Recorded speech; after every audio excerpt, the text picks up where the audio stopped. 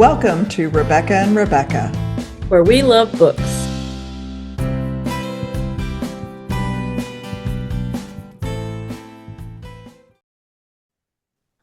Hi, everyone. Welcome to this month's episode of Rebecca and Rebecca. My name is Rebecca Yager. I usually come to you from outside Dallas, Texas, but today I'm in the beautiful city of Flagstaff, Arizona, if you notice a different background here. My partner in books is the lovely Rebecca Reed, who is still in Indiana. Hi, Rebecca. Hi, how are you? I'm hanging in there. We're going a little crazy Yeah, these days, right? Anyway, we are so excited because today is one of our very favorite days because we get to talk to authors. And this author is the lovely and talented and also lives in Arizona. So we're Arizona heavy today. It's Tari Faris. Hi, Terry. Hi. So thank you so much for having me. Well, we well, appreciate you being here. We're going to talk about Over the Edge, your new book, but first we're going to embarrass you and read your bio and tell people all Oh, about you before we get started on our conversation. So, Rebecca. all right. So Terry says she's been writing fiction for more than 12 years, and it's been quite the exciting journey for a math-loving dyslexic person like Terry.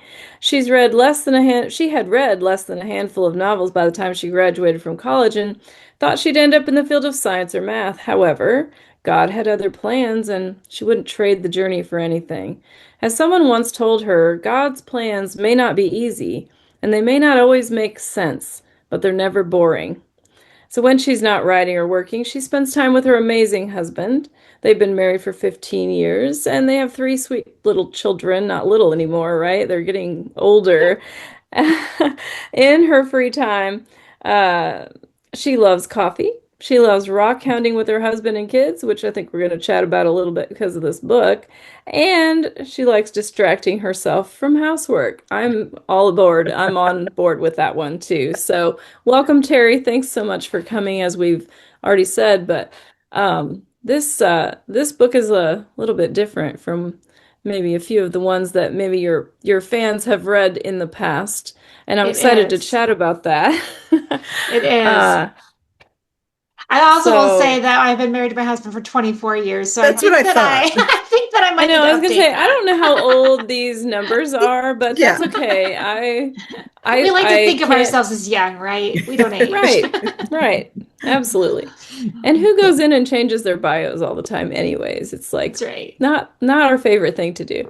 Um, so I am curious because this is a romantic adventure slash romantic suspense, whereas before you've written mostly contemporary romance. So I'm curious as to how your writing process, or if, I guess I shouldn't assume, but if your writing process has changed in this when learning to write this type of genre as opposed to what you've been doing before.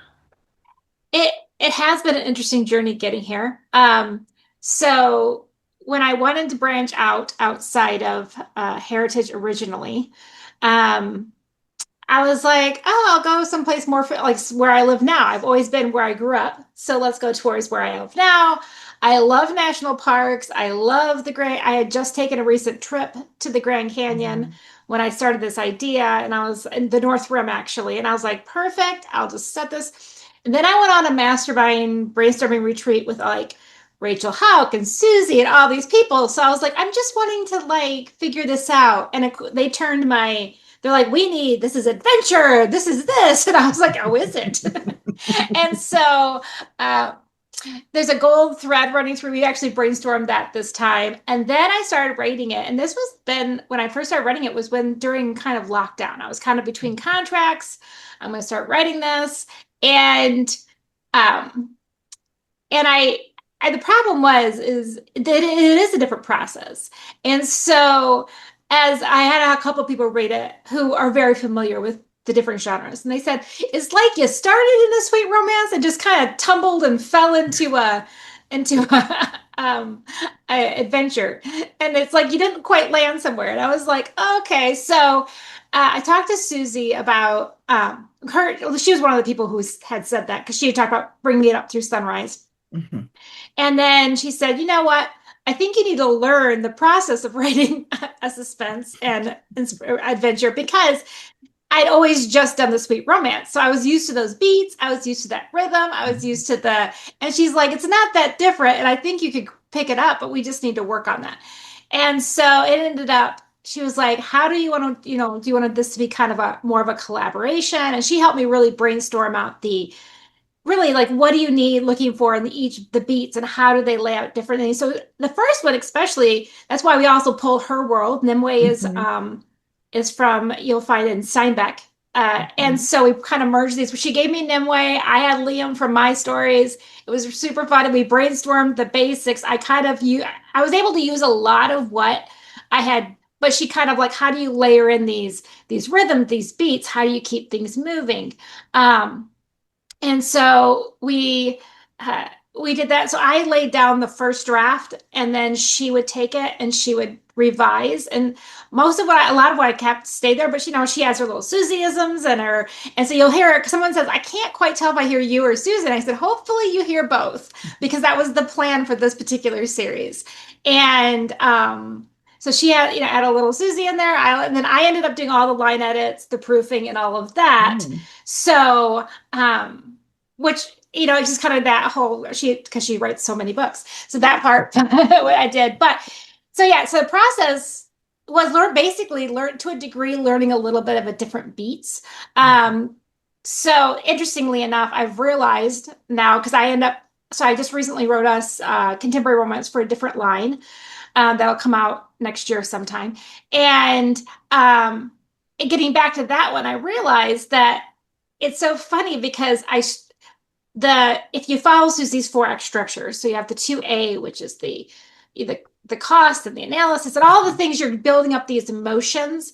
Those are much easier in a sweet romance because it's all about the emotions, it's all about the things. Right. Where in adventure, you're also trying to get things moving, and so you're like, yeah, okay, the cost, but the cost is don't die. The reward, don't die. You know what I mean? Like you're like, okay, I need a little bit more than that.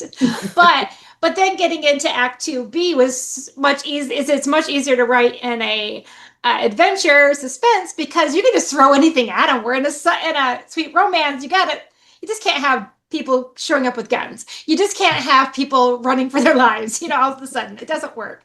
So it's just funny how different parts and different genres I do find easier. Like this one, the genre just fits more well with this. But I feel like the whole process has really helped me stretch and grow as a writer. Mhm. And that I've loved because I feel like it was kind of that next step in um, really in growing some of my just that ability to write the suspense, the tension, the some of those things. And I think it'll help also make my other books I still write uh, stronger too. Yeah, I think that Hmm. was my next question of how it's going to relate back to some of your romances and stuff to be able to stretch yourself like that. Um, and Yeah. very helpful. One thing I think I really enjoyed though was the mesh of bringing characters that I've read in Steinbeck and stuff, and here are characters from your past world too, and meshing like these two totally different worlds together and these totally different characters together. And Rebecca and I had talked about this a little bit off camera was just what a fun way to mesh mesh it all together. But was it difficult in any way for you? Because Nimue was not a character you created. It's a character from Susie May Warren's world.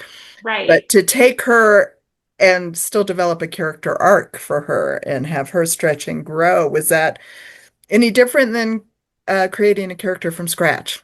Um, in some ways, because I had a starting point, but like her journey literally just it became something I came up with because I just had a starting point. She's a hacker. Why is she a Mhm. hacker? Does she want to stay a hacker? Has she always wanted to, I would ask Susie, is she okay if she doesn't end up being a hacker? She's like, sure. And so we would have it in that way. But there were times it was funny, especially when her characters showed up at the end doing different things. During line edits, they would be like, ask questions. And I'm like, I don't know. Like, that's a Susie question. You're going to have to go back to Susie about some of these things because that's Susie world. And there would be, and then our poor line editor was like, do we have to have the Kingstons and the Kingsleys? And I was like, yes, actually, we do because the Kingsleys was already established in mine. The Kingstons are already established in hers. We cannot change them. I'm sorry. I am sorry about that. But, and then I think there's like, another names are Logan, but there's also Logan's in Susie's world, but his brother's name's Hmm. Logan because we, of course, when we're naming these, we don't think about the fact that, so we had to be very Someday. clear. Yeah. Yeah. You guys are gonna have to have a shared database now of names because like, you never know when they're gonna just collide into each other's stories. Well, and that's the next series we're working on. We haven't actually released, I think we've talked about it, but we haven't released any covers, I think. But I'm right now working on writing a series in Montana Rescue for next year with her. Yes, we're revisiting, but that also means it's a whole world of Susies, and I'm like, I don't know who these people are. Yeah. And I've got to like, I literally at one point was like, that place, like, set this in this, we're going to set this in the scene of that play, that one restaurant that was the opening scene where in the first book where she anyway, I was like, that Yeah. one, but it's not my world, so it's always trying to remember. Right.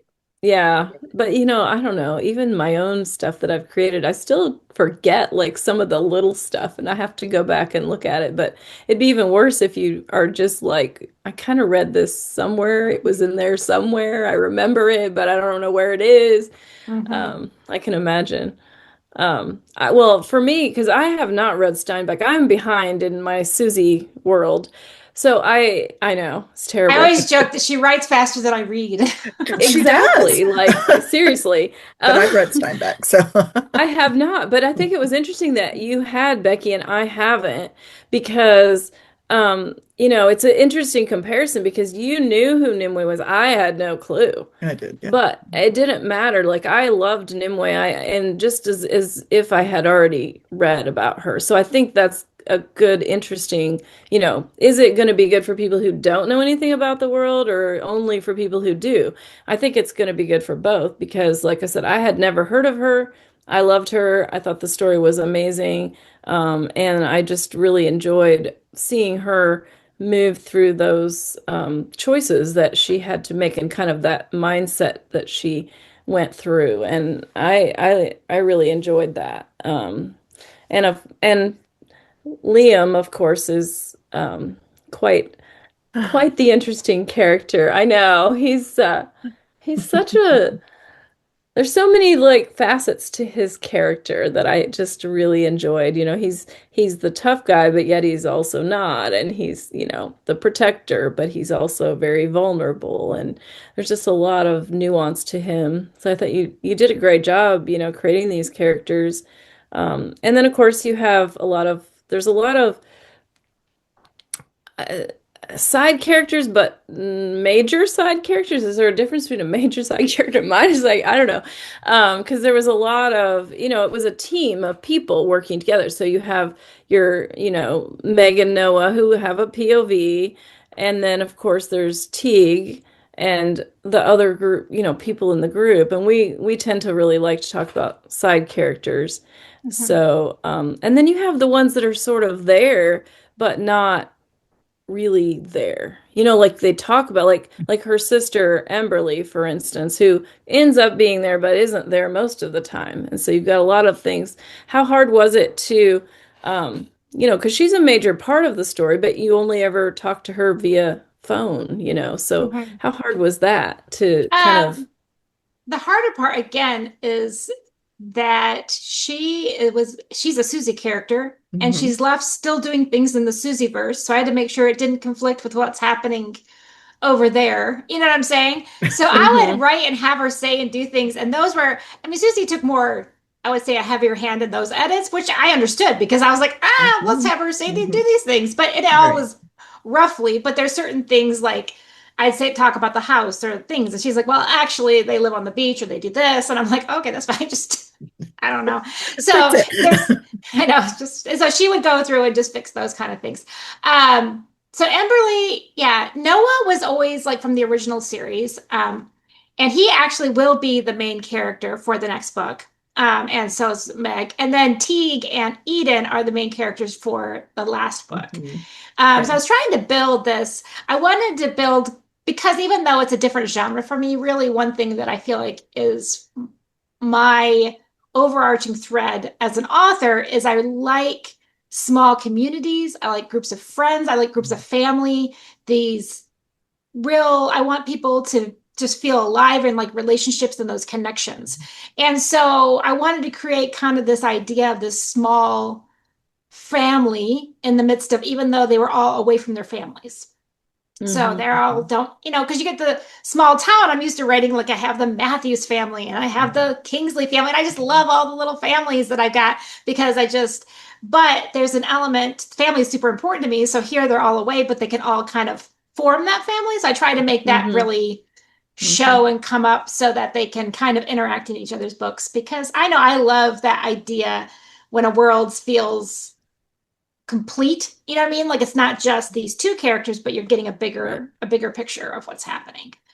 And it's true. We aren't meant to be alone. I mean, even as Mhm. Christians, we are meant for fellowship and we're meant for that. So I think there is some comfort um, for the readers to have that sense of community. And what I like, again, bringing the Kingsleys in, we talk about, like Rebecca hadn't read Steinbeck and so doesn't know about Emberley and doesn't know um, as much and didn't know about Nimue, but people who perhaps hadn't read about the Kingsleys and Liam and Mhm. Logan and the rest of them, they can go back and read that series for Yeah. you. And it's fun to Yes. cross over into these different genres. And it's a genre mashup in a sense, because it didn't Hmm. start out for you Yeah. as the romantic suspense.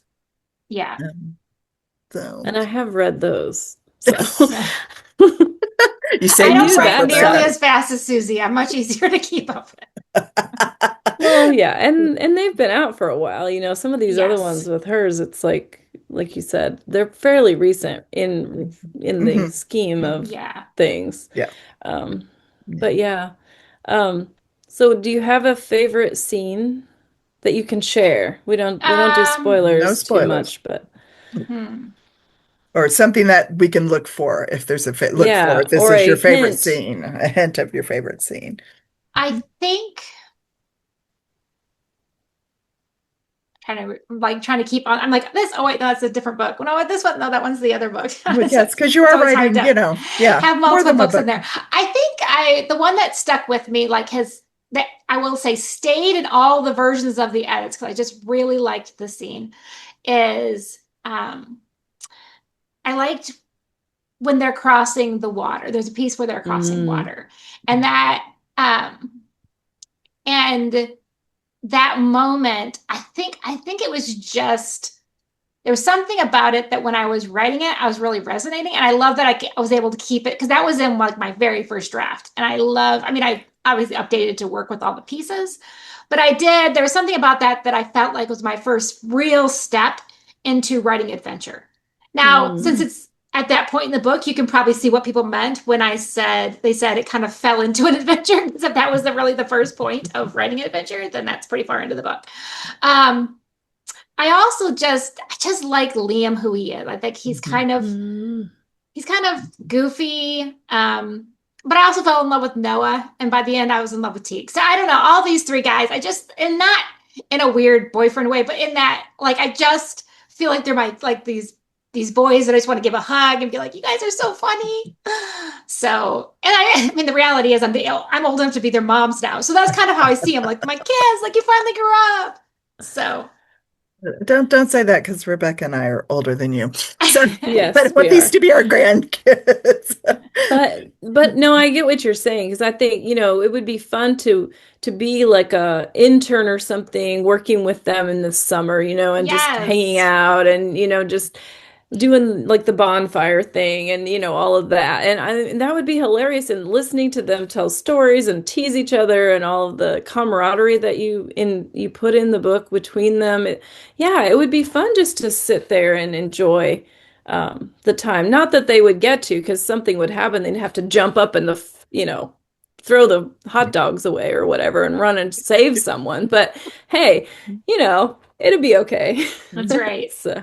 All right, so we've talked about Liam and Noah and Teague. So these are the three books in this series. So the next book, this is Over the Edge, is Liam and Nimwe's story. So the next book, that's Noah and Meg's story, is what's the title? Tell us about it real briefly. And It then is In Too Deep, and it's basically continuing the thread of what happens when people are these realize there's gold in the canyon, basically. yeah. So what's going to happen is people having, like them having to basically wrangle people. So, um, yeah, that So was it picks interesting. up right after it picks up after Over the Yes, Edge, they almost immediately. Okay. basically, if you put it on a calendar, um, Over the Edge happens in June, In Too Deep happens in July, and then Nothing But Air is the third one, happens in August. So they Perfect. happen literally back to back, boom, boom, boom. Ooh, So that's exciting. And yeah, when will the next two be released? the In Too Deep is July uh, Okay. 7th, 8th. It's a Tuesday. And then Seventh. Nothing But Air is in August. So it's right away. It's releasing Oh, the okay. very next month. Sorry, I should have that one down. No, so I but it always almost have matches the your exact time. Yeah, That's fine. it matches your 18th. timeline. That's right. Yeah, it Yeah. does. It's August 18th. Um, so yeah, 6 weeks later. And so yeah, it is kind of fun to have them released so quickly. Yeah. Um, but I wanted it to be that way. I wanted it to be a fun summer romance.